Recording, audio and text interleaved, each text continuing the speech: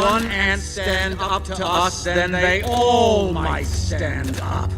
Those puny little ants outnumber us 100 to 1. And if they ever figure that out, there goes our way of life. It's not about food. It's about keeping those ants in line. That's why we're going back! Does anybody else want to stay? Let's ride!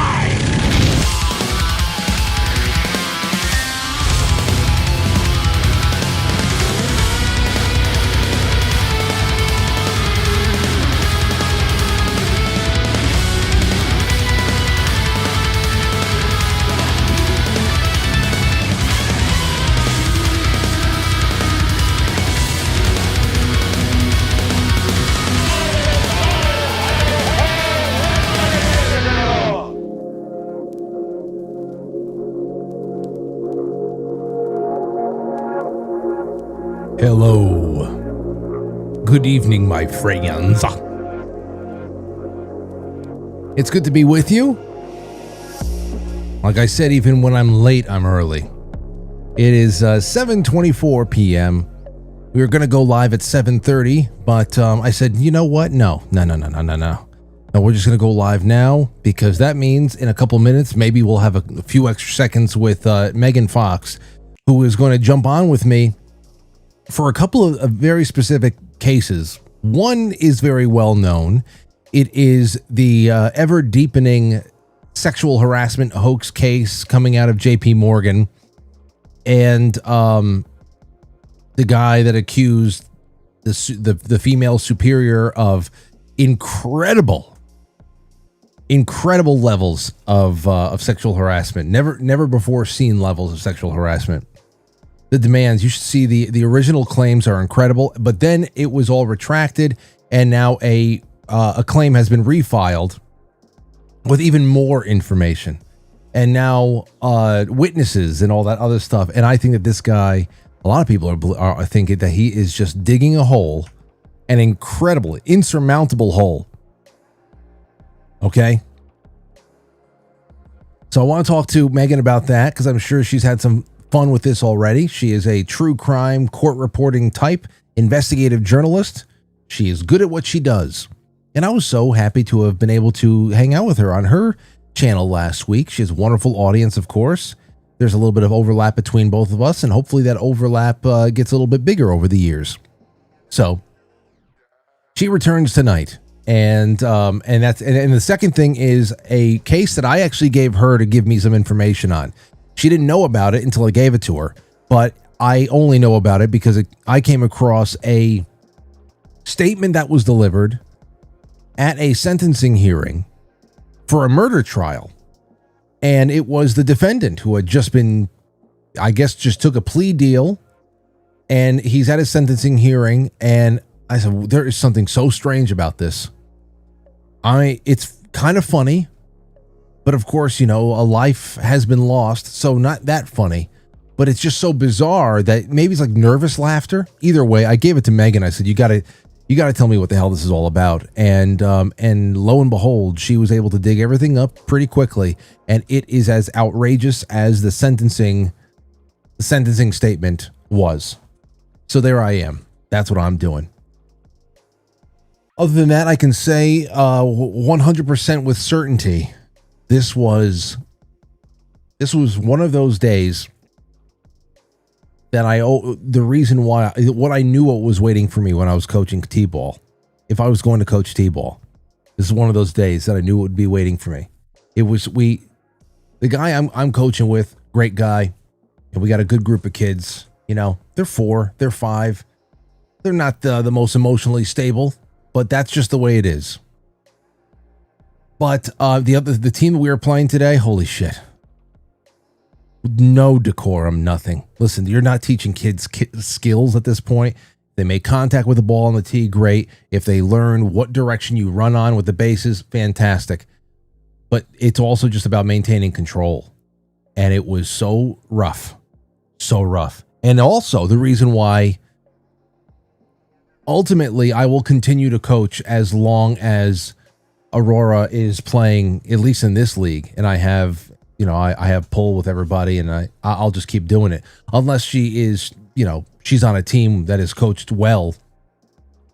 And I know who they are and all that other stuff. I would kind of sit back and let that happen a little bit, but no way. If Aurora was on the team that we played today, she would have gotten nothing out of that. It's chaos, kids, the wrestling, kicking each other in the head, using the baseball, the bases as pillows and just laying down. The coach is like, all right, come on. Look at you. Get up now. No, what do you think? 2? Look at you. Like goes and grabs them by the wrist, like playing around. They're like dead weight. He's like trying to lift them up. They're limp like a noodle. I'm like, what the is going on right now? 20 extra. I could actually been live at 7:10. Okay. But there's just way too much time spent. It was insane. Absolute insanity. So today was one of those days where I had to really, really breathe. Really breathe and say, just chill. Chill, do what you got to do. But that means other people's got to do what they got to do too. And all right, anyway. That's all I have for you on that front. I needed to vent a little bit because I was feeling it. I was feeling all types of emotions, but you got to bury those down within your loins and your bowels. Bury the emotions down. Breathe through it, man. Anyhow, that's what I'm going to be doing right now. I'm going to enjoy myself. Since I vented a little bit, the venting is over, and now I get to enjoy myself because Megan Fox is showing up. We have her for maybe about a half hour, and I will take everything I can get. What is going on, Megan? Hey, Frank. I also just got back from baseball. Really? But at this stage, my son is 11, so his teammates are from 11 to 13, and it gets real serious now. And it's hard for me to watch. It's much harder for me to watch than the stage you're in.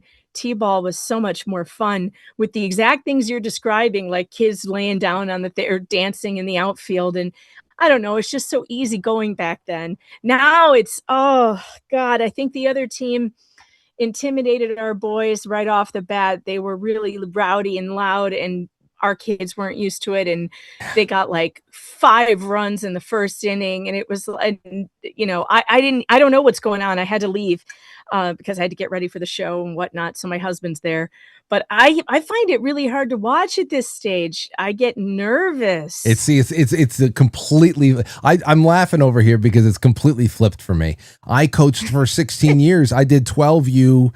And a couple of summers, I did a couple of volunteer stints with Babe Ruth. So that was 13 to 15. But they're real serious at that age. They start to really get it, and they really want to win. And it gets so hard as a parent to be like, keep your spirits up. And it's tough. No, you get that. See, I think that's the best thing. I know 12U. So I was coaching 10 years. Every once in a while, you would get a couple of 10-year-olds that were brought up a little bit early because they had advanced skill. But it was usually 11 and 12, but sometimes I would have some 10s, and I had some great 10-year-olds too over the years. But that's where they start. They start coming into their own physically as far as what the hand-eye coordination. Here's my daily installment of child support for Coconut Valbyra. I'm looking forward to Megan Fox. Someone just sent in a super chat. Oh, okay. I was like, wait, is that me or you? It's a problem. Listen, it's a problem I have over here at my house.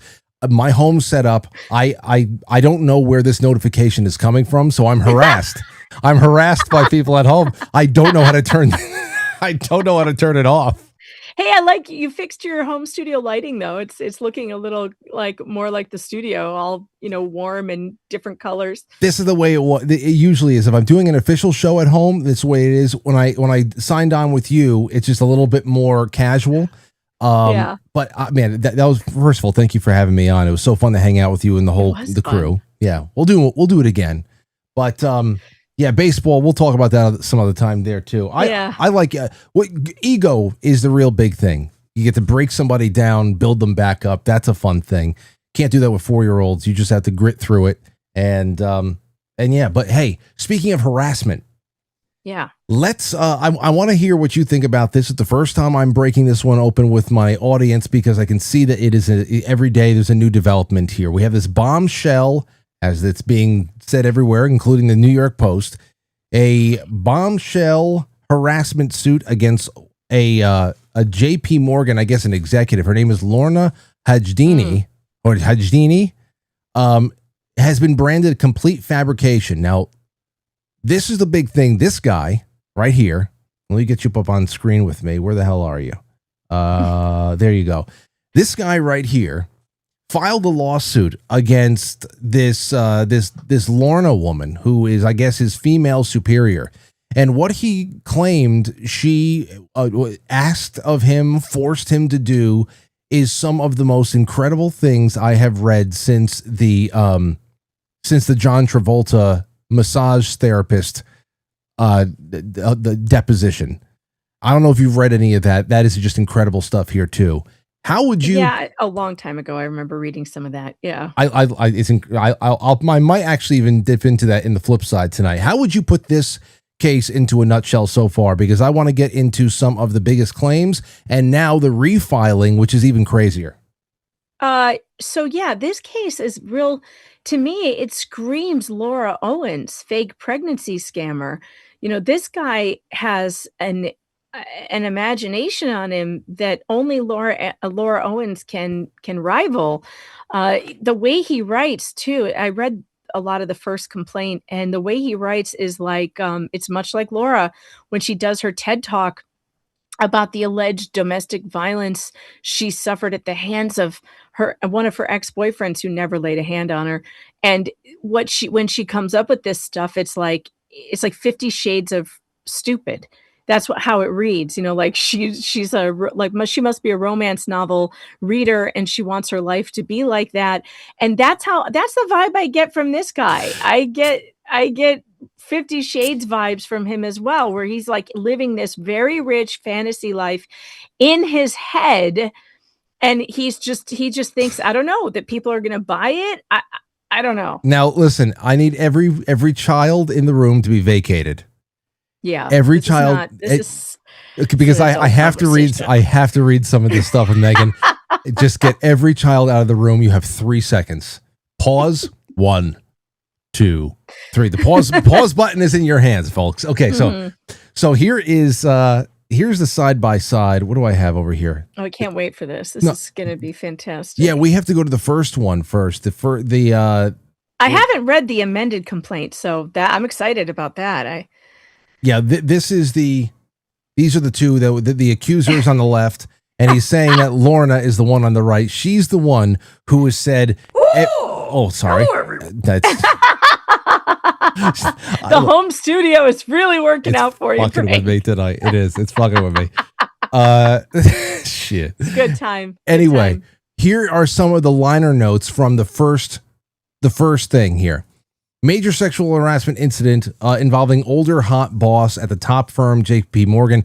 Here's the claims by the married Indian man that you just saw there. He was made into a sex slave by female executive at JP Morgan, forced to take Viagra through abuse of power, and assaulted in the office. I'm already laughing because this is already take this fucking pill. This is already ridiculous. You know, like I think my favorite thing are all the guys on X being like furiously filling out my JP Morgan application. Oh yes, no, that's everybody. Everybody on X is just like. When they heard that this was it's been like rescinded or something like that, everyone's like, "Oh man, I already put in my application." It's not what they don't do this at JP Morgan anymore. Anyway, here's the biggest one. The most memes have come from this next line: that he was assaulted in the office and he was forced to take Viagra. All the while, this woman, Lorna, the woman on the right, said this to the guy on the left: "Your Asian wife doesn't have big cannons like these, does she? Your Asian fish head." Missed out. I'm sorry. You missed the funniest part, which is the fish head wife part. Yeah, because she's Asian. Your Asian fish head wife doesn't have cannons like these, does she? Am I the only person on Earth who has never heard Asian people referred to as fish heads? You never saw Gran Torino with I did. Did I miss that part? You gotta see. You gotta see it. You gotta see Gran Torino again. That's where I heard. I guess I have to watch it again. I guess the joke went over my head. I did not know that that was a racial slur of any kind, but it did strike me as funny Yeah. when I read it. And then I also saw some people doing like TikTok videos. There's like an Asian lady and her Indian boyfriend, and she's like, "We don't look like fish," and she's, like, going through the different fish, and he's doing the same thing, and eventually he finds one, and he's like, could you make this face, please?" Same. I tell you, because, you know, 'cause in Gran Torino, Clint Eastwood, he is a Korean War veteran. And so he doesn't like Koreans at all. And he's living in a neighborhood that is just increasingly more Korean over there and wherever the hell it is. And one of the times he said, "Get the fuck off my lawn." And he'll say, "You're fish head," you know, whatever. So that's the first time I saw it. I guess I missed that. It's a great movie. You got to watch it again. I saw the movie. The movie was great. I just don't remember that particular insult, but I thought, God, I've never heard this before. Yeah. But I mean, again, this sounds like a guy who resents his wife for whatever reason and is making up a story in his head to get through his day or whatever. Why you would take it, though, to court? Why you would file this? And then I don't know if you heard, I don't think you heard this because I think I told you about it earlier, but they looked into when he called out of work because he said his father died and he had to go to the funeral and do family things, and he took like all this time off. Meanwhile, during this time, that's when he was working on his filing and getting his lawsuit filed. Well, the New York Post or whoever's covering the story, one of the big name papers, looked up his father, who is alive and well, and they contacted him for the story. And the guy is like, "I don't know why my son would say that. He's a nice guy. I don't know." Obviously, he's not. Ex-JP Morgan banker Chirayu Rana pretended his dad was dead to get a bereavement leave, but he's alive and spoke to the Post last weekend. Oh, this is so bad. Ex-JP Morgan Chase banker who accused a glamorous female. Is she that glamorous? She's good looking in that picture. I don't know much about her. But I mean, I just think they're going really overboard with this, you know, sexy, glamorous. Like, what are the standards now? I don't know. She doesn't look like a movie star to me. She just looks like she's like a fit girl. I don't know. I just the way they keep describing her. I also think the New York Post thinks it's a romance novel as well. Yeah. Everybody thinks they're a romance novelist right now. Yeah. Sources say that Chirayu Rana, 35 years old, informed supervisors in mid-December 2024 about the supposed death of his father, Chaitanya, and that he needed to take time off from work to be with his family, stringing together various forms of paid leave in addition to 5 days of bereavement, sources said. But the elder Rana is alive and well. Post reached him on Sunday and the family at the family's $1.75 million home in Virginia. Wait, what now? What? Oh my. His father, what? In Vienna, Virginia, they've got a $2 million home. That's where they found the father. That's a lot of money. That's a nice home. Is he a trust fund kid? Like, what is he doing this for? I don't know. Maybe it's just a shortcut. I guess he doesn't know that, you know, if sexual harassment claims, they are usually investigated, but perhaps he just he doesn't know that he's not going to get the same kind of leeway as a male accuser as a female accuser will in this culture. Aside from what needs to happen, you know, judicially. So the fact that he did all this, and let me just get through all this real quick, because it's like you said, it's already over and done with.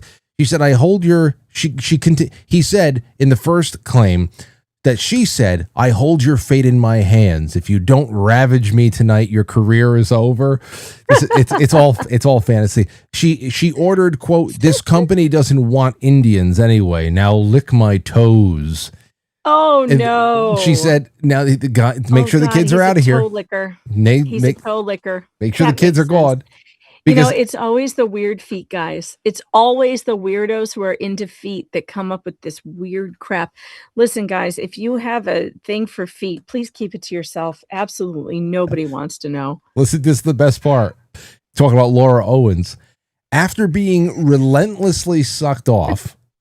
Oh, this is exactly how she writes. She finished with a racist remark. She said, "It doesn't taste like curry, huh?" God. This was all in the original complaint. Now, like you said, the father is alive.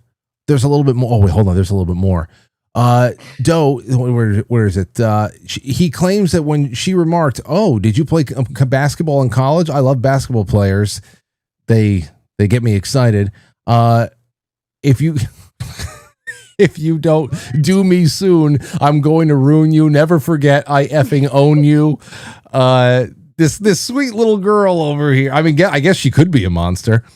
Hold on. Oh, here goes. Twice. I feel so sorry for her. I mean, this is, who asks for this kind of shit? Well, This is just ridiculous. Here, if you're going to be accused by anything of anything, something like this is a gold mine. You don't want to be in the news, but this is so outrageous. So it backfired so immediately, and it's so nobody suspects her of anything weird. So right. I guess this is the best case scenario. He made a big mistake. His big mistake, if you're going to be a false accuser, you got to stick with one accusation that's believable. You can't go with the trifecta of it's almost like the woke Olympics of the Me Too accusation that he's going for, with the racism on top of the classism on top of it's too much. You're doing too much. If you're going to do a false accuse, keep it simple, stupid.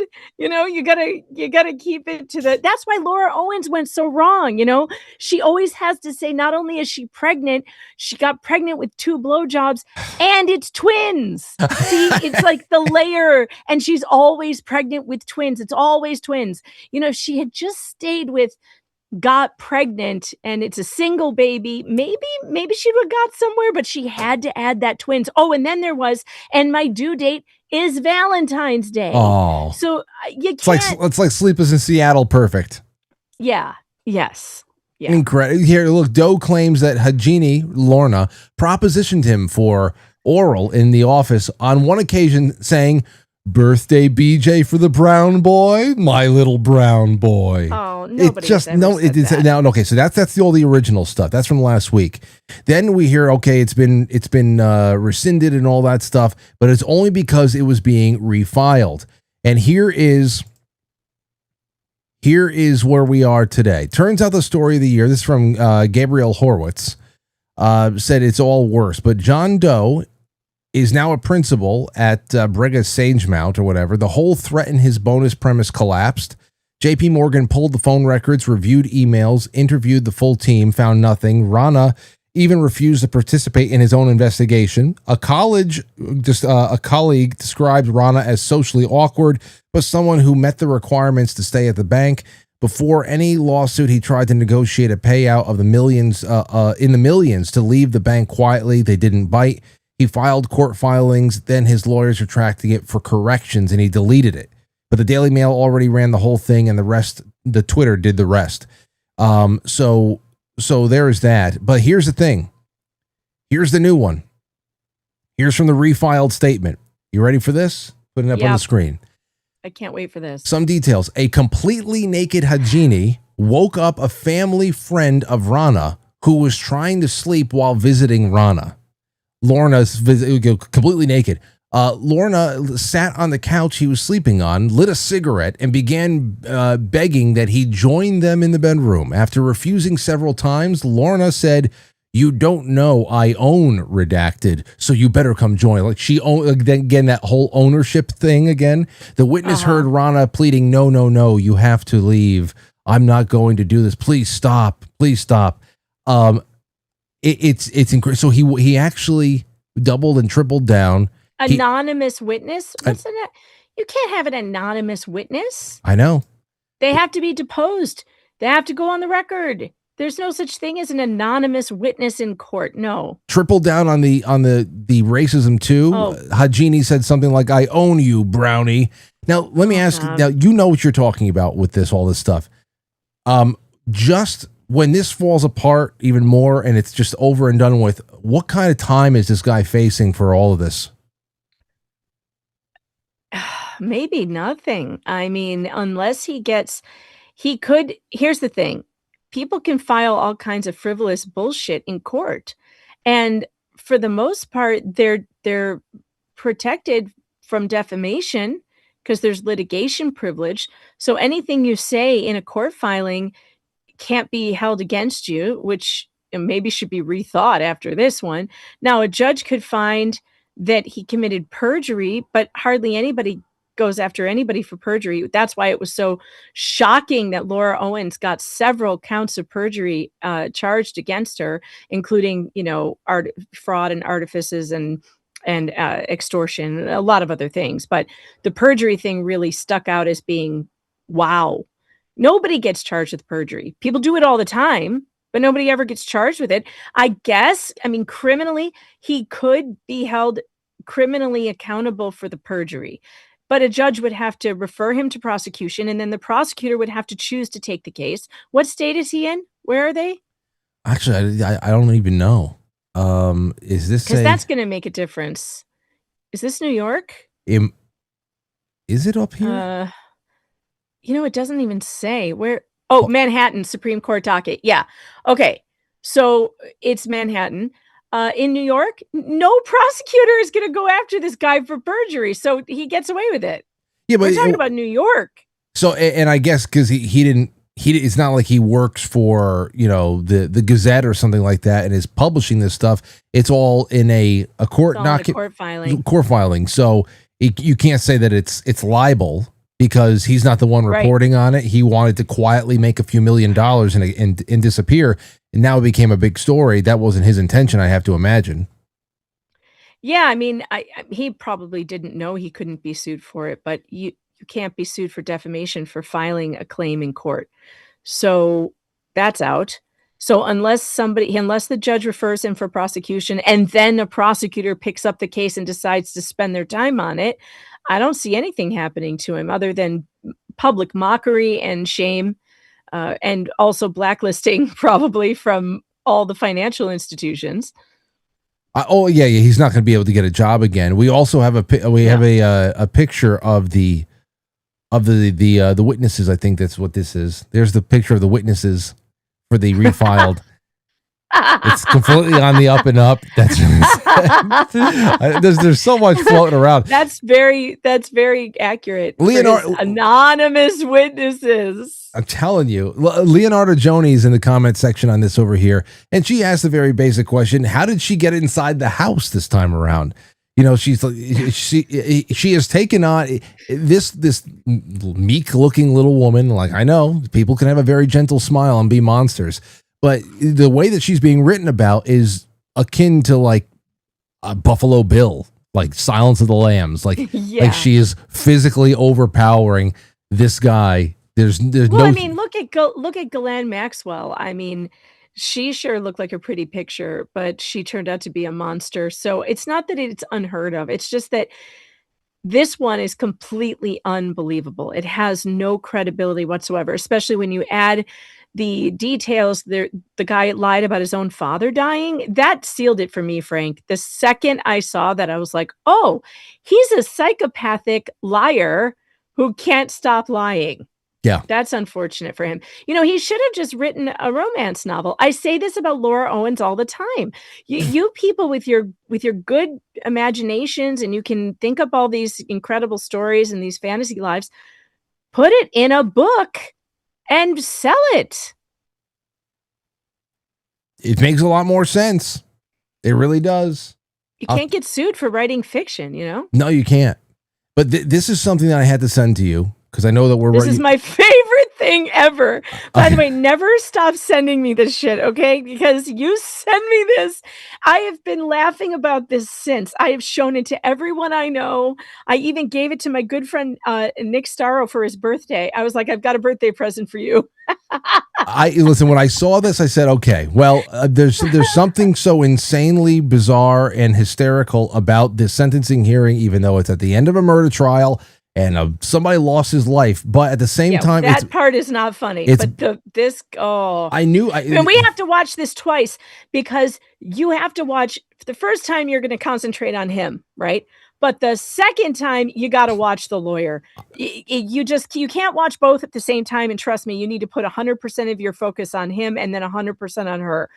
It's great. Okay. So then, I sent this to Megan because I just needed her to get me immediately when I saw it. I needed to know everything about this trial because I knew that it was something crazy. And like she said, everything about this is incredible because we're going to watch the defendant at first, but everything the defendant says makes the public defender wince. And it is so hilarious how and he's she is out of her mind. She is so upset. She wants to gag him. Look at the look on her face right there, and that's still she wants to put a gag in his mouth and just have him dragged away. Here it is. Here we go. I'm not a murderer. I'm not a killer. I'm a regular person like everybody in this room. I'm not gay as what the prosecutor want me to be. Not a gang member. I love sports. I'm a people person. I didn't intentionally meant to kill the guy about the road rage. It was a slap, not an assault. Sorry about what happened. Can't bring it back. About the doctor stuff, just because I took the plea, don't mean I did it. I'm tired of them keep saying that I'm some gay killer or a gay person and a gang member in the same breath. That don't even mix. It's impossible. The way that he ended with it's impossible. The fact that I said, okay, I need Megan to tell me everything she can about this case, because the fact that he was so insistent on everybody believing that he's not gay. Please tell me what this was about. Oh, okay. So unfortunately, the man who was murdered, his name is, he's a surgeon, Devin Hoover, Dr. Devin Hoover in Detroit. Now, Devin Hoover, very fine, upstanding citizen of Detroit, well loved by everybody, and a surgeon. For some reason, and chalk it up to bad life choices, Dr. Hoover had been in some kind of obvious sexual relationship with the murderer, Desmond Burks.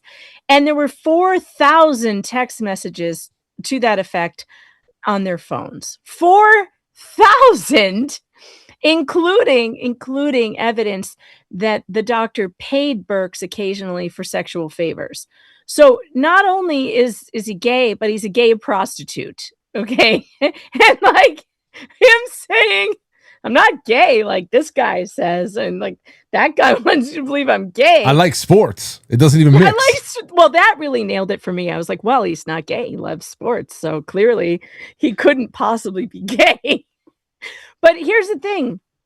What I really didn't understand was the road rage incident, or I didn't know if he was, I'm assuming he was talking about the murder, but maybe there was a second incident that was road rage and I just haven't found it yet. Maybe that's possible, because referring to this person's murder as road rage and just like a slap and not an assault, the doctor was found rolled up in a carpet wearing nothing but socks, shot in the head and stuffed in his attic. Jeez. So how on earth that can't be a road rage incident, but I still haven't figured out what he was talking about with the road rage. Anyway, the house. I mean, look at this guy's house here. Let me share this with you. Can I share something? Yeah, absolutely. Let's see. It says it's disabled. Hold on. It should not be. Hold on 1 second. Let me make sure. Or I could just share the link with you in the private chat. That'll work. Wait a second. There should. Oh, there's share. Here's the link. If you open up that link, look at the house that the doctor's house. I mean, he literally lived in a mansion. It was found in his body was found in his crawl space. Oh, so this was from 2 years ago. Well, you know how long it takes to get through court. Yeah. Paid lover charged with murder, beloved Detroit brain surgeon. Yeah, go down because there's a look at that house. I can't believe it.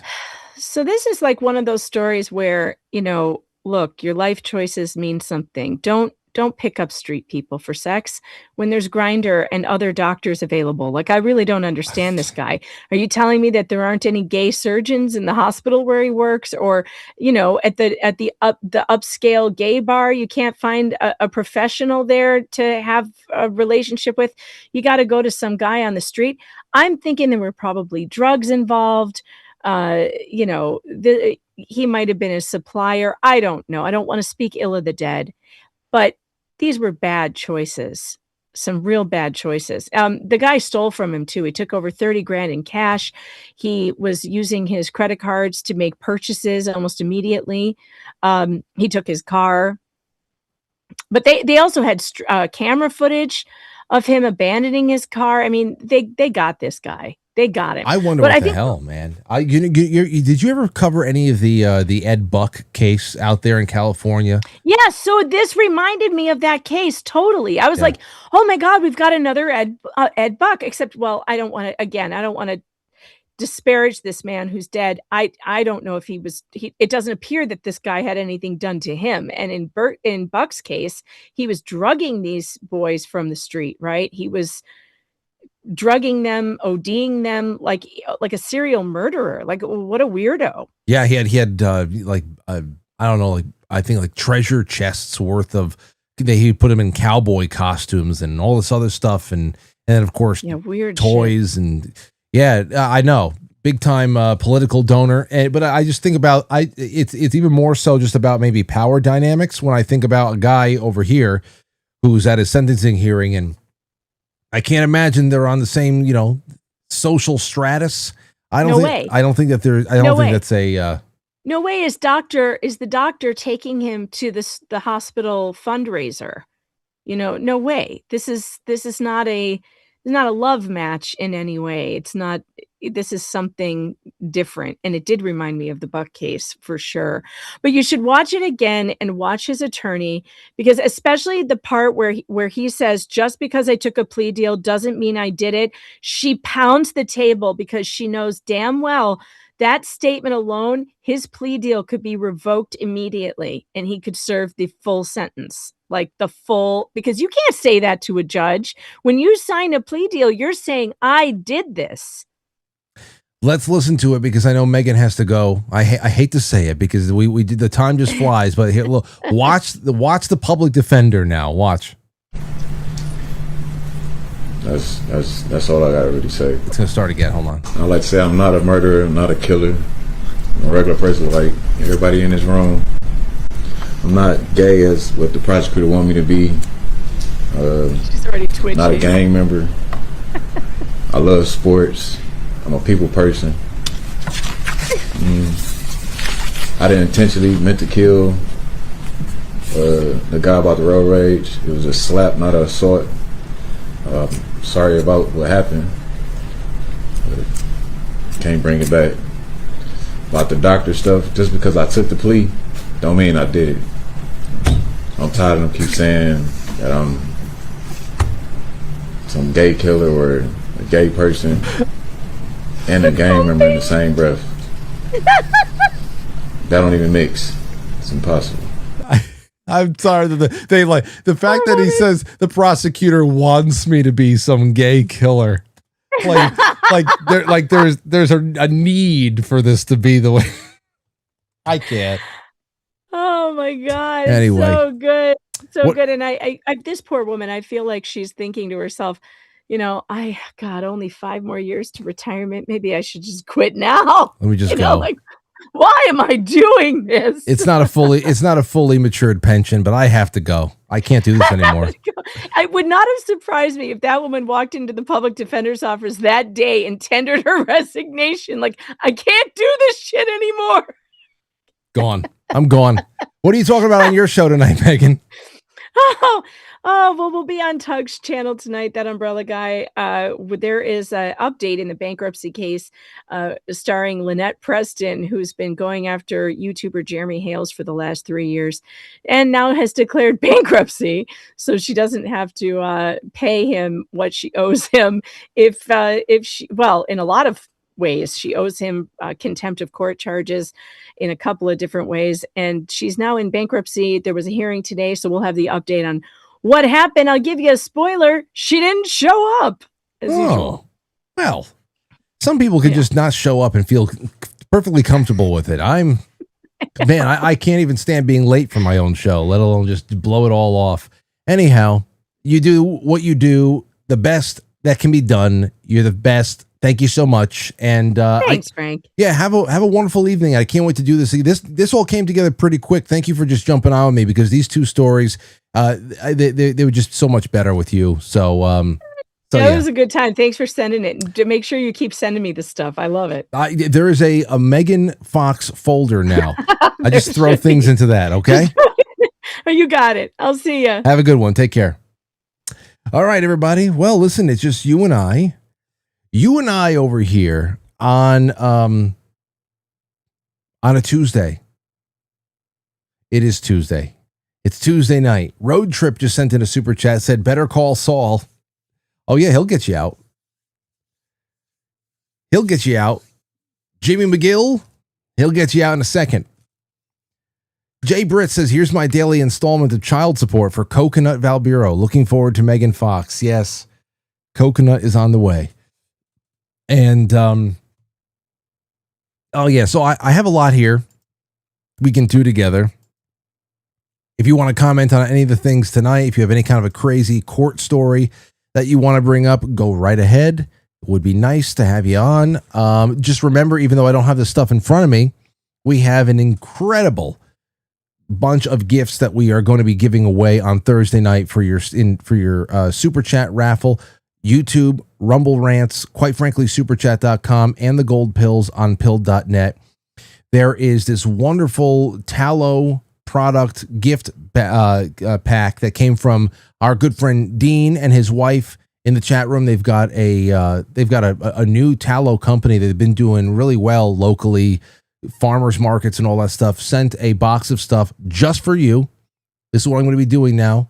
Want to get small, mid-size, even large businesses from people in this audience who want to bring some attention to a business. Just send us over something to unbox, and I will just put it all out for a super chat raffle. And there you go. That's a little way to sponsor the show, because people love the raffles and they're a lot of fun. There's the Flip City magazine. There's 3 gold backs from quitefrankly.gold. Use promo code Frankly when you're over there. Tony Arterburn will take care of you, give you free physical silver for everything that you get. And what else was there? The day of, on Thursday, I'll throw in a Polaroid and a few other things. And anyway, whatever the hell you send over tonight gets you into the running for Thursday night's drawing. And the more you send, the better your chances are, but you got to be in it to win it. All right, let's see. The lines are open. Give me a call, because I want to start throwing some other things at you. First of all, what the hell was that? What was that? Oh, that was Tyler Fire over on Twitch, who's just followed me on Twitch. Where are all these things? I'm sorry, ladies and gents. I'm a little bit out of the loop over here. I'll figure it out, though. Jay Semo says, Megan is great. She sure is. Thank you for that, my friend. Thank you for the tip over on Rumble. Let's see. Sean Joe, thank you so much. Silly Boar, Tommy Jekyll, everybody sending it in. Here is a story about a Secret Service agent who was busted for a hotel hallway exposure. I think Viva Fry plugged this not too long ago, a little while ago, actually about an hour ago. Take a look at this thing. Hold on. Get that out of the way. Secret Service agent busted for alleged hotel hallway self-pleasure. John Spillman was arrested for indecent exposure over the weekend, with law enforcement claiming he was magnified. We should get that part from Something About Mary, when Warren is screaming after Ben Stiller gets himself caught in his zipper. He's getting taken out on the stretcher. Where is that, actually? We can go find that. Something About Mary. Oh, there we go. Let's see if I can get it here. Leader! Keep the pressure on. Keep it on. Everybody get out of the way.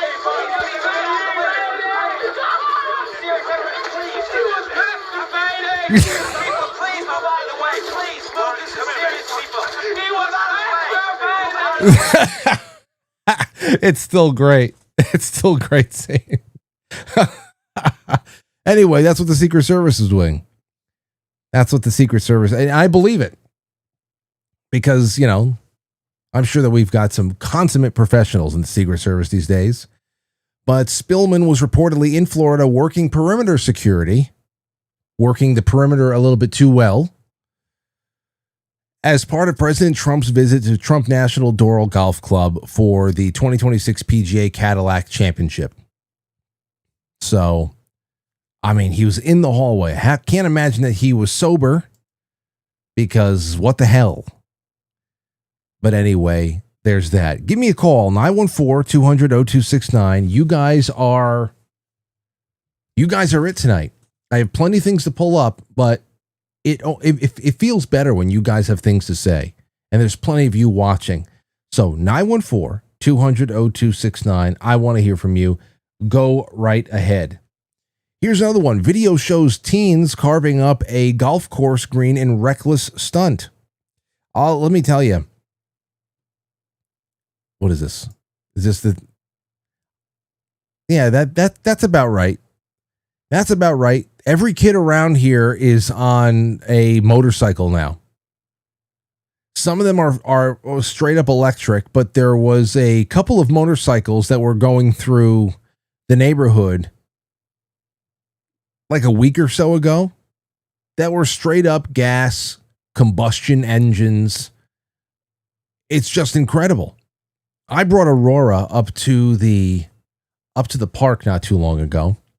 Maybe about 2 or 3 weeks ago. This one particular time we were at the park. We're up there a lot. But about 2 or 3 weeks ago, we went up there, and this group of maybe middle schoolers or maybe underclassmen high schoolers, they show up. And when they show up, I remember you're an older kid, you show up at a spot where younger kids are, and you kind of, look at me, I'm older. Look at me, I'm a titan compared to these little kids. The kids are going to look up at us and think we're cool for doing big kid stuff.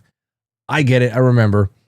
But and maybe we were a little bit reckless with the language we used in front of younger kids or something like that, and we weren't too responsible with the things that we were saying and shit like that. Oh man, I just remembered something from 3rd grade. Remind me about this. Anyway, I'm up there with Aurora. She's running around. Dad, play with me. So we're doing our thing, and I'm following her lead. She's telling me what the storyline we're doing is, and these kids are just, it's the worst language you can ever think of. And what I'm going to do, just start teaching 12, 15-year-olds a lesson. You get mad. Just like, look at the hell. Let's just get out. We've already been up there for an hour. It's ridiculous. As we're leaving, these kids are showing up like in bikes, in motorcycles, dressed in ski masks. They have a kid on the back. They're riding on the back. So there's 2 kids to every bike. It was like a scene out of Back to the Future, the alternate 1985, when Biff Tanner takes over the town or something like that. But it was so dystopian. I don't know what the hell. It was so crazy. Like, what the hell am I looking at? We got on our bikes. We went in we formed biker gangs back then. We had our skateboards and our scooters, but everything is motorized, and they're cutting through people's lawns at like 40 miles an hour. It's nuts. And so I have to imagine that this shit's going on all over the place. There is it's just a crazy thing to see taken over. Nobody really thinks anything through when they're that young. Not often, but I can't imagine it's getting any better. Here's something. Oh, okay. The 3rd grade story. I'm remembering now, 3rd grade, every once in a while, if you were under the age of like 10, like from 5th grade and below, every once in a while in my school back then, because we're at this Catholic school that we went to, you went there from like pre-K 3. You could be there from pre-K 3 to 8th grade. Everything, everything was there. Elementary school, middle school prepared you for high school. And every once in a while, as a way to give the older kids, the 7th and the 8th graders, a little bit of responsibility, they would be recess monitors. So you would have like a 7th or an 8th grade kid that would be a recess monitor for your class if you were in 1st, 2nd, 3rd, 4th grade, something like that. And every day you would get a monitor that was different, or you get a recurring one. Anyway, I had my 3rd grade teacher. I won't say her name. She's very healthy now, but back then she was a little portly, a little porky, just a little swollen, like an overstuffed sausage. I wouldn't say obese, but she was rotund. And she was away doing her, she was having her teacher's lunch, and the 7th or 8th grade kid, I think his name was Dino, he was watching us.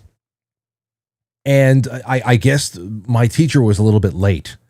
So he's looking around. And he's like, I got to go back to class. Where is this thing? And he made a remark about she's probably having an extra sandwich or something like that. Something that we all got the picture that he thought that she was fat.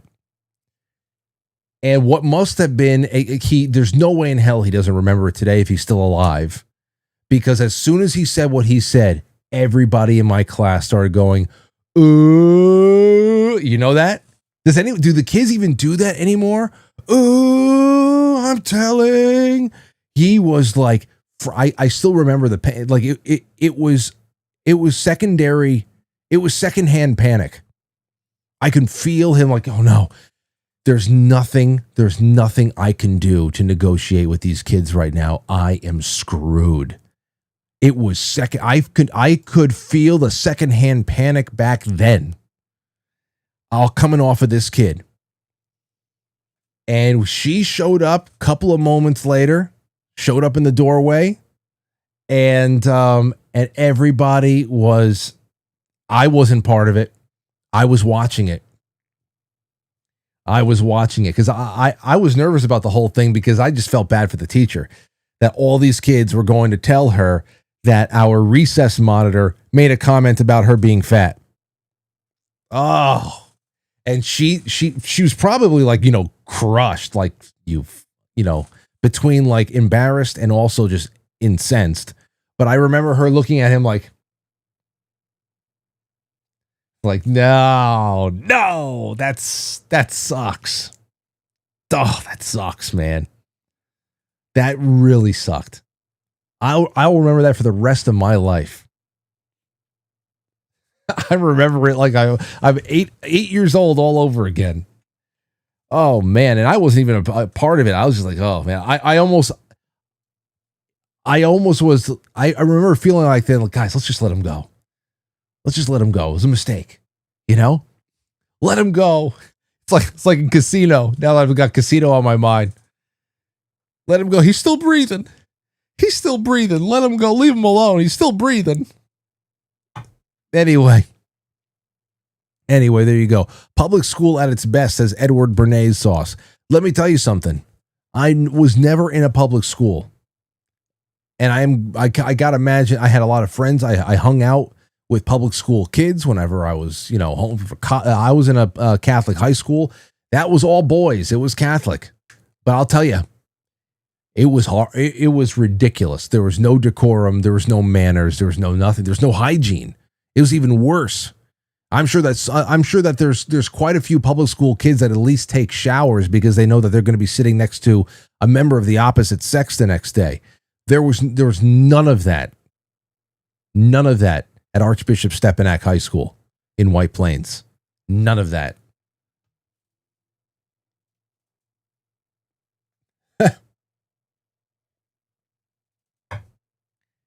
So, unseen effect said, Frank, really, Frank, you rich kid. No, not that either. Not that either. It actually was a lot easier to go to a school like that back in the day. And again, that's the other thing I can't stand about the towns like mine, even though, it's my hometown. I just, if you're not, you don't got a kid in the school, you shouldn't be paying. You shouldn't be paying. I don't want to fund the school, but you say, hey, leave. You leave, you go somewhere else, and you vote with your feet, you vote with your wallet. That would be wonderful. I can't take that. The fact that you send your kid to private school, as long as you have a kid in school, you should be exempt from paying education and school taxes. It's either they're in school and there you go, whatever. Or if they're somewhere else, the fact that you can go somewhere else, you could be paying for tuition somewhere else and you still have to pay for somebody else's kids. I don't like that at all. I really don't. Anyway. Okay, so speaking of generations, here's something I want to bring up with you guys. And I want to see how much of this do you feel is bullshit, propaganda, nonsense, or has some merit that is at least going to be something that we're going to have to face, that children, that the next some 3 or 4 generations of human beings are going to have to overcome and find a new way of reconnecting with their humanity. I saw this on Instagram. Children born after 2025. They're calling children born after 2025 Generation Beta. Generation Alpha is already over. What does that mean? What is the generation that is born after 2025? Generation Beta is born between 2025 and 2039. Wow. Coconut is going to be Generation Beta? And her sister Aurora. Wait, what was Generation Alpha years? What years were these? Did I miss them all? Generation Alpha includes those born between 2010 and 2024. Although some definitions extend the range to 2025 or 2029, as the children of millennials and younger siblings of Gen Z, they are the first generation entirely born in the 21st century and are noted for being highly tech integrated, with the cohort starting in the same year the iPad was launched. So primary definition is 2010 to 2024. So technically, Coconut is Gen Beta. And here's what they're saying, this little carousel on Instagram. Generation Beta is born between 25 and 2039. Gen Z grew up with their internet.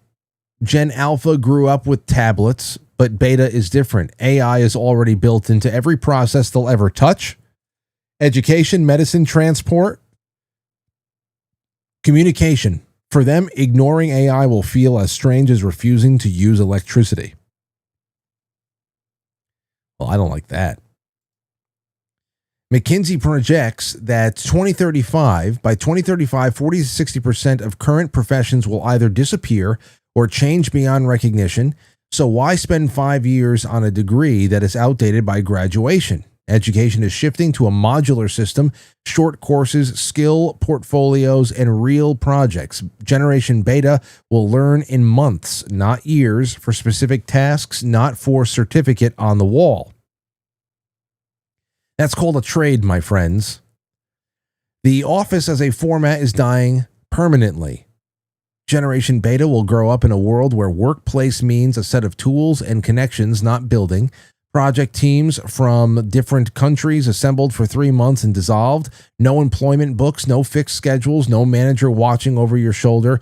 This is the skill economy.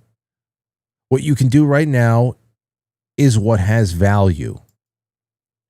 The pension system was built when people worked from 20 to 60 and lived to 70. Generation Beta will live 90 to 100 years on average. Oh yeah? How's that? We're slipping backwards. How's that going to happen? Given current medical progress, work from 20 to 65 and then live 35 more years on savings. Is that really going to work? The math collapses on that model. The new model means multiple careers, 3 to 5 professions across a lifetime, flexible income sources. Retiring gets replaced by change mode, but it never stops. That sounds awful. MIT and Stanford researchers identify the same core skills for Generation Beta: critical thinking, the ability to separate fact from AI output, emotional intelligence, the one thing machines will never replace, adaptability, changing direction without panic, communication, working across cultures and contexts, math and reading won't disappear. They just stop becoming the main event. The biggest mistake parents of Generation Beta make is preparing children for their own world. We teach them to study well, get a diploma, find a stable job. Stability won't exist as a concept in their world. There's a lot here.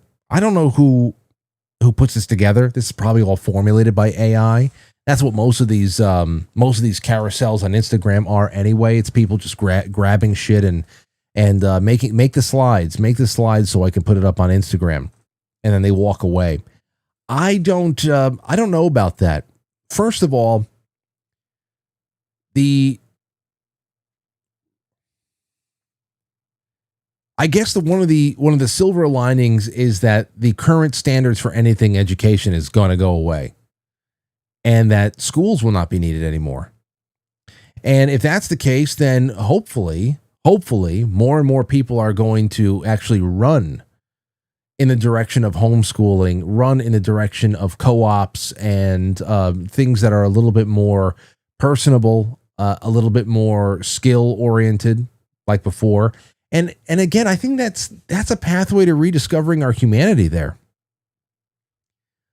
I don't know what this means about economies. Everybody that's on the forefront of AI as a technology company or something like that, they like get themselves off thinking about how they are going to be able to create so much wealth and prosperity that nobody's going to have to work anymore. Which obviously there's something doesn't jive about that, because nobody's that altruistic. They don't give a shit about us. So many of the same technology companies their sister corporations are usually pharmaceutical companies that are literally trying to kill us. And so I don't buy any of it. I know many of you don't either. But at the same time, there are aspects of this that I don't think is because of AI that are actually going in our direction.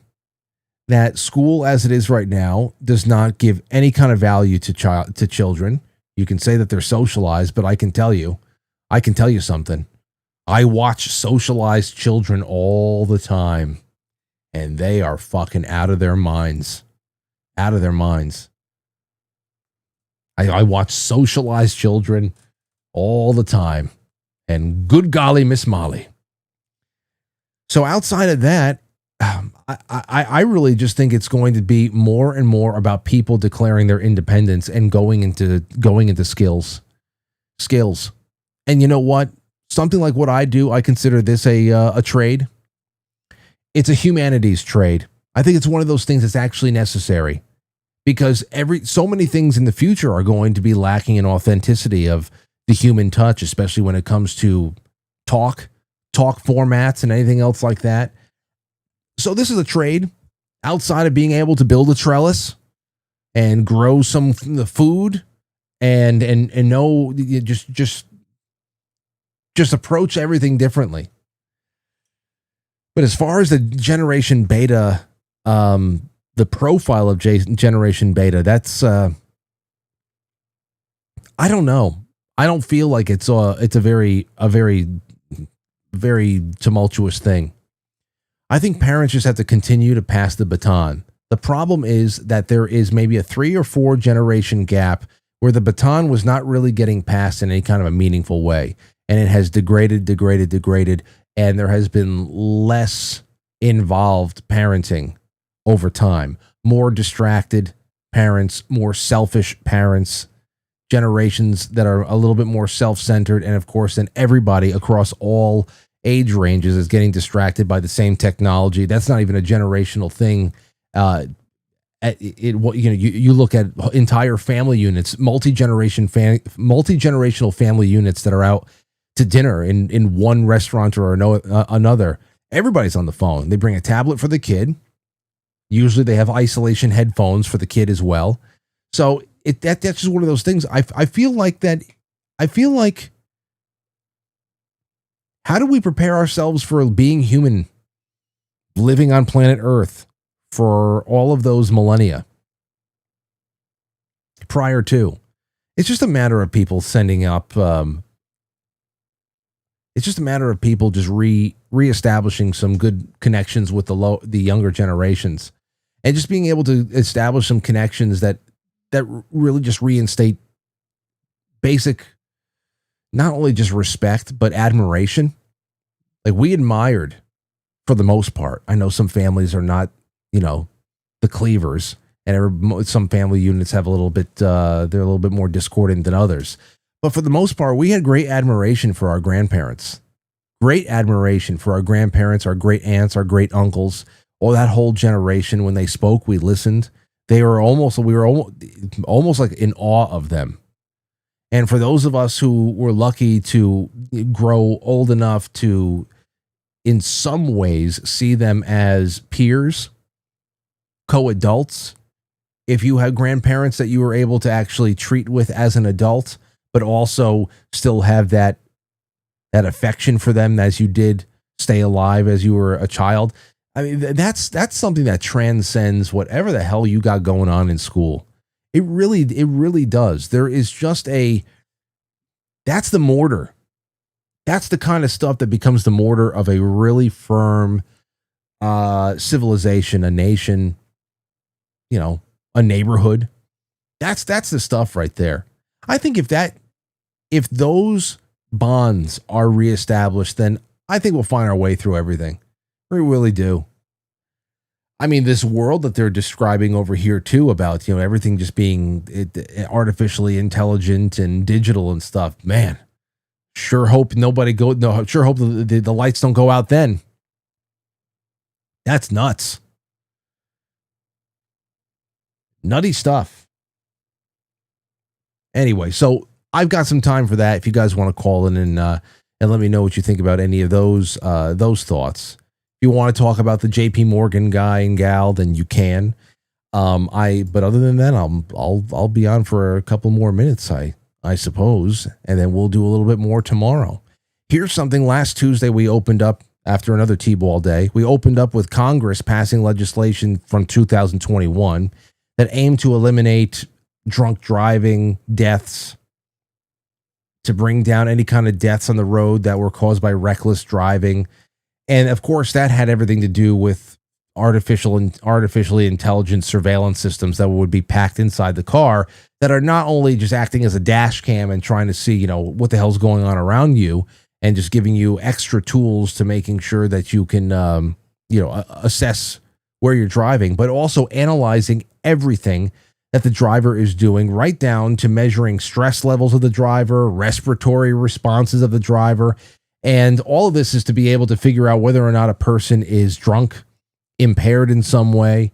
And what we learned is that the current estimates were that even if you are able to attain 99.99% accuracy of such a system that is going to be able to detail and also just confirm when a person is not going to be able to drive right, if it's even 0.01% off in accuracy, it still means millions of instances in which people who are otherwise in complete control, but maybe a little bit stressed out, maybe have to, they are working under emergency situations or something like that, that they would not be able to regain control of their cars because the car would determine in some way that they're not eligible to drive or capable of driving. Somebody put this out. I think it's a pretty great way of putting the worst case scenario together. Where the hell is this? Here it is right here. 1 second. Vehicle kill switches. I think this was retweeted by Senator Mike Lee or something like that. Let me get it up so you guys can see it better. Here you go. Somebody pulled it off of TikTok. When a tornado hits in 2027, because this is because of the so-called kill switches. Watch. Let's go. Come on. Due to elevated heart rate, high stress levels, and panic indicators, you are not fit to operate this vehicle. What? There's a tornado! Have you tried calming down? Daryl, it's getting bigger. Start the truck! Let's begin a breathing exercise. Inhale. God forbid. Exhale. I'm not breathing right now! Oh, Daryl, do something. I'm trying! Analyzing driver condition, I've determined you I know what you've determined, but you're wrong! I am never wrong. Whose bright idea was this? Your government's. Granny, I have a feeling we're not in America anymore. Yeah, me neither. Well, I mean, that shit doesn't matter where the hell you are. So that guy passed around a little bit, and I said, "Oh, well, there you go." A week later, that's a nice little example of how ridiculous it would all be. And I got this voicemail that was sent to me. Let me see, where the hell is it? Where's the voicemail? Here it is. This is from Brian. He's a transportation engineer, and he sent this to me last week after our Tuesday night show on the subject. What's up, Frank? My name is Brian. I am an avid listener of the podcast. I'm usually a day behind from the live show, so I'm just calling to give some context on what you guys were talking about with the cars and the drunk driving stuff. So I'm a transportation engineer for a small city here in Central Ohio. And this is part of a larger push that I think ultimately the goal would be to outlaw cars and usher everybody into a 15-minute city, essentially. There's something that the feds are doing. It's called like Mission Zero, or I forget what the actual term is, but the idea is that they want nationwide traffic-related deaths to be zero. And they're really focusing on pedestrian safety. And they're, you go to these conferences and you have these city planners and these professionals that are just eating this shit alive. The only thing that's kind of stopping it, at least here in Ohio, is people like me on the ground level, like engineers, who are like, this is fucking make-believe land, and you can't control people to that extent. You can't bubble wrap society, but they're putting surveillance devices in at intersections. It's going all over. So just wanted to put in some context. You can use this or not. I love you. I love you very much. Bye. Well, thank you. I love you too, Brian. Thank you so much for that. All right. Well, there you have it. Just a little bit from Brian. And I hope that worked out well for you guys, as it did for me. So, if that is all, then I'm going to kick off the flip side a little bit sooner. I had more than enough stuff to talk about, but I'm just talking with myself. So that's all we have tonight. It doesn't matter, because tomorrow, on the flip side tonight, we're going to be doing some joy scrolling. I also have the 13 bits from the Masseur lawsuit against John Travolta. So I want to read those. That's make sure the kids are still gone, because that's hilarious. But tomorrow night we have Matt from Cultivate Elevate coming on. It's going to be another conspiracy theory roulette. That'll be fantastic. On Thursday night, we actually have a Bigfoot guest. I can't wait to talk to him. His name is Kevin Lestarge. That'll be on Thursday night. And then we have the Playhouse on Friday night. We've got a Saturday Night Lounge on Saturday, May 9th. It'll be great. Next week is going to be good. We got Leo Zagami. We've got Timothy Alberino's coming back. That should be interesting. We got a film club next week on Friday night. We're going to watch Constantine on May 15th. Ladies and gentlemen, there's so many reasons to sponsor this show for $5 a month.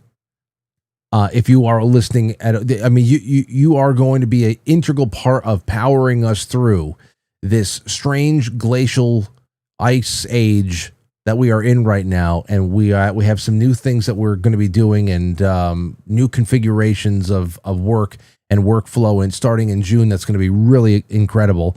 And I'm excited for it. I'm excited for the rest of the year and into the years to come. But outside of just contributing to the show, be part of the film clubs and the wonderful book clubs and the Sunday streams and so much more. You get a lot of behind the scenes footage and never before seen stuff. We do a lot of great stuff. So go check that out. QuiteFrankly.tv/sponsor, or all the links are in the description below. Get on Patreon. Become a pen pal of mine. Become a postcard member of mine. I write you stuff all the time. I love writing shit. You can write back too. It's a lot of fun. But yeah, the broadcast calendar is filling up. Oh, you know who else has said is coming 100%? He said you can count me in to the spring fling. Matt said he will be there. He said I'm going to be there. So Matt is going to be there for VIP night and the 6th. Sal the Butcher is going to be doing, I think he was on the phone with Jay, getting all of the menus down for the meat, the grilling, all the stuff that we're going to be doing on the 6th. It's going to be so good. So, and I have more people to confirm as special guests that'll be out and hanging out with us. So by all means, get to quitefrankly.tv/events and just get a ticket. Get a couple of tickets for the 6th. That's the main event. It's cheap and you're getting so much value, including just wonderful social event. It's going to be good. And that's all I have for now. Okay. So we're heading over to the flip side a little bit early, and tomorrow will be, tomorrow's going to be a great night. A great night. I'm actually going to ask tomorrow. I need to ask Matt from Cultivate Elevate if he's going to come to the spring fling. Oh, if he shows up, come on now. I've been pushing.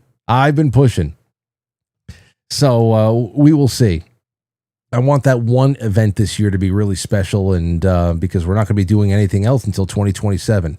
That's all I got here. Oh, and for everybody on Pilled, I'll be reading all your gold pills in just a second. I see the Sentinel and Safety Net, Intuit RU, and others, but I'll be over there for the flip side in just a moment.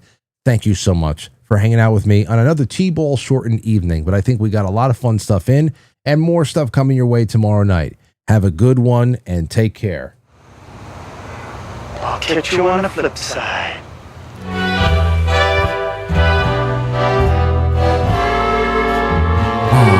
Yes, Quite Frankly is filmed before a live studio audience spread all over the world, of course. And now our super chatters starring Road Trip, NJ Brits, NJ Semo, and also our wonderful array of people who are hanging out with us on Pill that I'll get around to in just a moment. Head on over. The link is in the chat room. If you can't find the link, go to quitefrankly.tv and press play. We'll be hanging for a little while longer, and it'll be fun. It's always a fun music-driven, joy-scrolling-driven event on the flip side, especially over here from Studio B. I'm very, very homey tonight. Okay, good night.